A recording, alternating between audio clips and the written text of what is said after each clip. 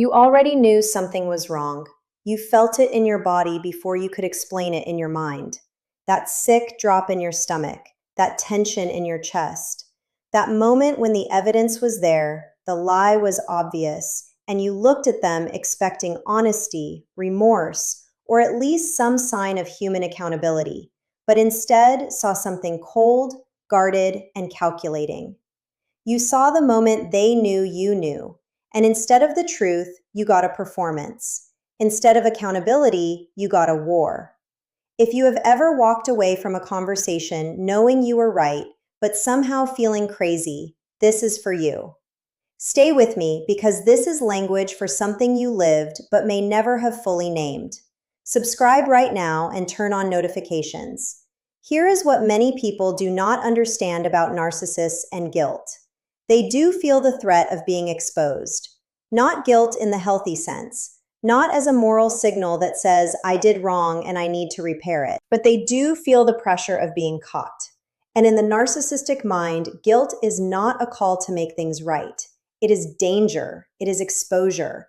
It is a crack in the image they work so hard to protect. So when they realize you have found that crack, their system activates. What you witnessed was not simple confusion or clumsy dishonesty.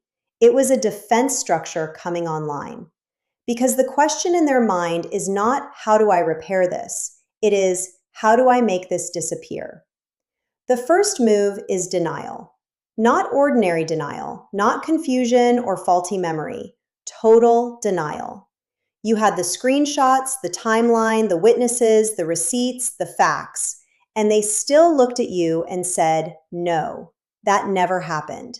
You are imagining things. You are making that up. And what made it so disorienting was that the denial was not just about the event. It was about your reality, your perception, your sanity.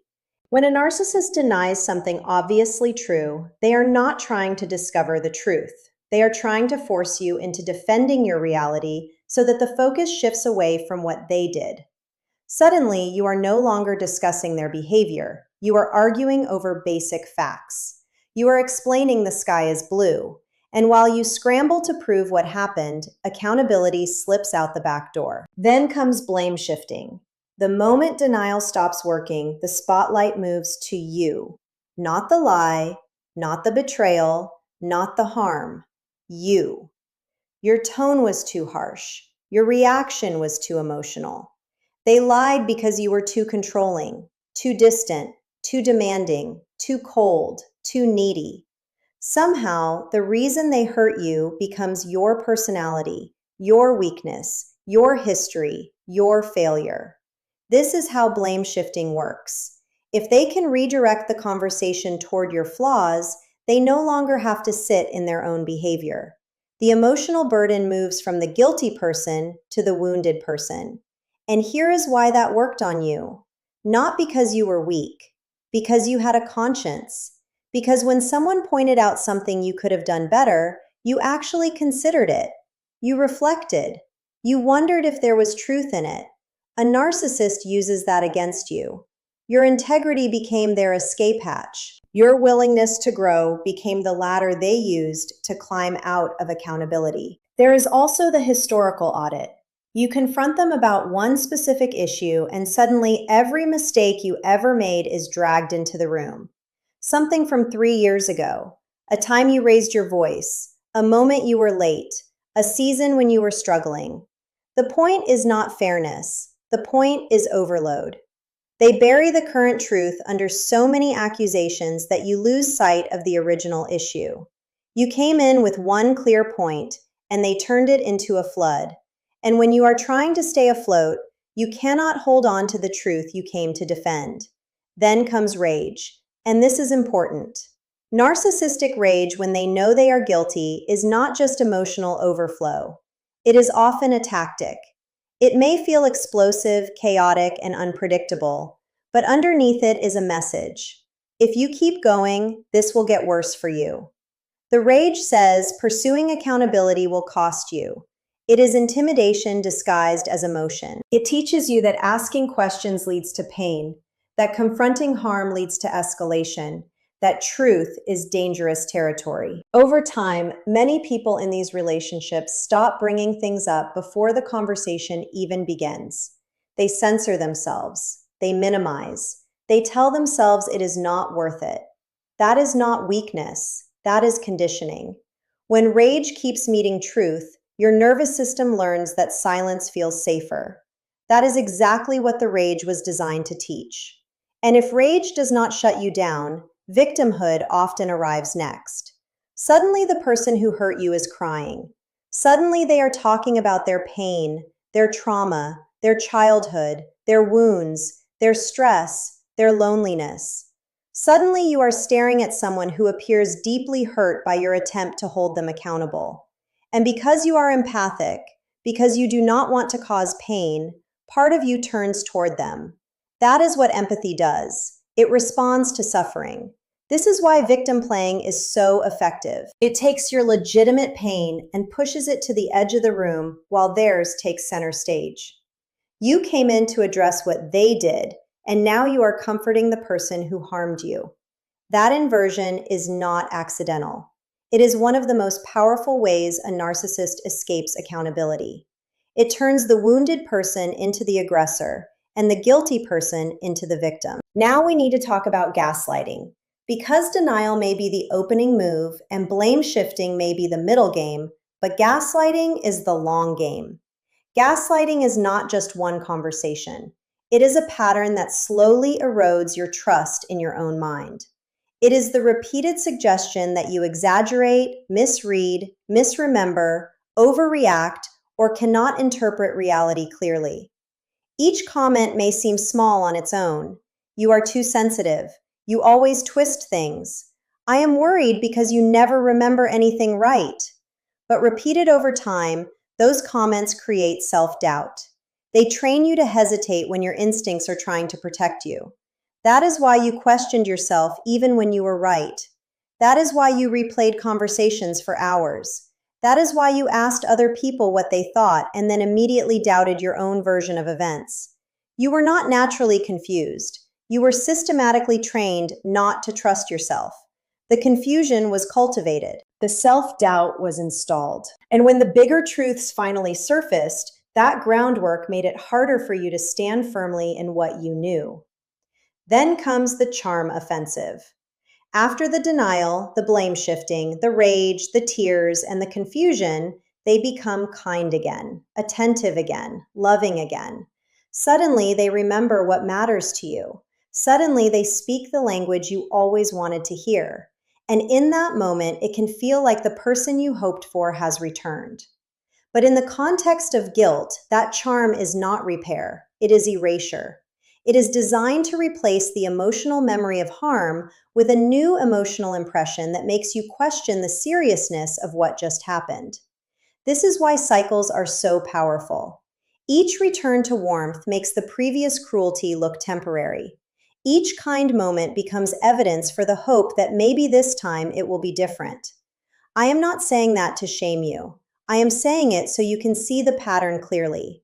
Hope is often what kept you there. Hope that the good moments were the real person and the harmful ones were the exception.